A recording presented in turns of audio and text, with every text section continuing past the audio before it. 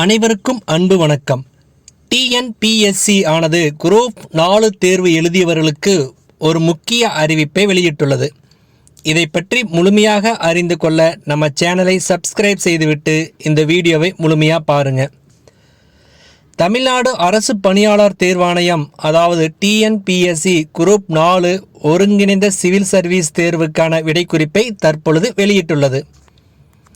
தேர்வு நடைபெற்று 2 வாரங்கள் கூட ஆகாத நிலையில் இந்த அறிவிப்பு வந்திருப்பது லட்சக்கணக்கான தேர்வர்களுக்கு பெரும் ஆச்சரியத்தை ஏற்படுத்தியுள்ளது.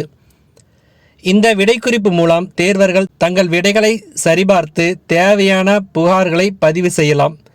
டிஎன்பிஎஸ்சியின் அதிகாரப்பூர்வ இணையதளமான tnpsc.gov.in இதனை பதிவிறக்கம் செய்து கொள்ளலாம். குரூப் 4 தேர்வு கடந்த ஜூலை 12ஆம் தேதி தமிழ்நாடு முழுவதும் உள்ள பல்வேறு மையங்களில் ஆஃப்லைன் முறையில் நடைபெற்றது. இந்த தேர்வு மூலம் கிராம நிர்வாக அலுவலர், இளநிலை உதவியாளர், டைபிஸ்ட், வனக்காவலர் உள்ளிட்ட 3935 காலி பணியிடங்கள் நிரப்பப்பட உள்ளன. இந்த பதவிகள் தமிழக அரசின் பல்வேறு துறைகளில் முக்கியமானவை ஆகும். இவை இளைஞர்களுக்கு நல்ல வேலைவாய்ப்புகளை வழங்கும். சுமார் 13 லட்சம் பேர் விண்ணப்பித்திருந்த நிலையில் 11,48,019 பேர் தேர்வில் பங்கேற்றனர். இதன் மூலம் ஒரு பதவிக்கு சராசரியாக 292 பேர் போட்டியிடுவது தெரிய வந்துள்ளது. இத்தகைய கடும் போட்டியில் விடைக்குறிப்பு வெளியீடு தேர்வர்களுக்கு தங்கள் மதிப்பெண்களை மதிப்பிட உதவும்.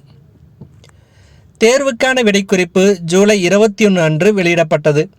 தேர்வர்கள் தங்கள் விடைகளை சரிபார்த்து ஏதேனும் தவறுகள் இருந்தால் புகார் தெரிவிக்கலாம். இது தேர்வின் வெளிப்படைத்தன்மையை உறுதிப்படுத்துகிறது. பொது ஆங்கிலம் மற்றும் பொது அறிவியல் உள்ளிட்ட பிரிவுகளுக்கான விடைக்குறிப்புகள் தனித்தனியாக வெளியிடப்பட்டுள்ளன.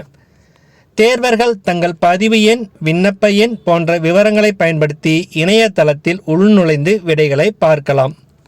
புகார்களை பதிவு செய்ய ஜூலை 28ஆம் தேதி மாலை 5:45 மணி வரை கால அவகாசம் வழங்கப்பட்டுள்ளது. தேர்வர்கள் டிஎன்பிஎஸ்சியின் அதிகாரப்பூர்வ இணையதளம் வழியாக மட்டுமே இதை செய்ய வேண்டும். அஞ்சல் அல்லது மின்னஞ்சல் வழியாக அனுப்பப்படும் கோரிக்கைகள் ஏற்றுக்கொள்ளப்படாது. குறிப்பாக பகுதி ஏயில் தமிழ் மொழி தகுதி தேர்வில் வினா எண் 90 முதல் 92 வரை உள்ள உத்தேச விடைகளுக்கு ஆட்சேபம் தெரிவிக்க வினா எண் 90க்கு மேல் கொடுக்கப்பட்டுள்ள பத்தியை அடிப்படையாக கொள்ள வேண்டும். அதேபோல் பொது ஆங்கில பிரிவிலும் இதே விதி பொருந்தும். இந்த புகார்களை பரிசீலித்த பின்னரே இறுதி விடைக்குறிப்பு வெளியிடப்படும். இறுதி விடைகள் அடிப்படையில் தேர்வு முடிவுகள் அறிவிக்கப்படும்.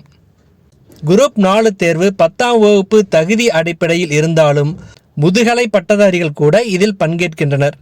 இந்த ஆண்டு காலி பணியிடங்கள் எண்ணிக்கை குறைவாக இருப்பதாக தேர்வர்கள் கவலை தெரிவித்துள்ளனர். கடந்த ஆண்டு போல இந்த ஆண்டும் கலந்தாய்வுக்கு முன்பு காலியிடங்கள் அதிகரிக்கப்படலாம் என எதிர்பார்க்கப்படுகிறது. மேலும் இந்த தேர்வில் வினாக்கள் கடினமாக இருந்ததாகவும் குறிப்பாக தமிழ் இலக்கிய பகுதியில் பாடத்திட்டத்திற்கு வெளியே வினாக்கள் வந்ததாகவும் புகார்கள் எழுந்துள்ளன.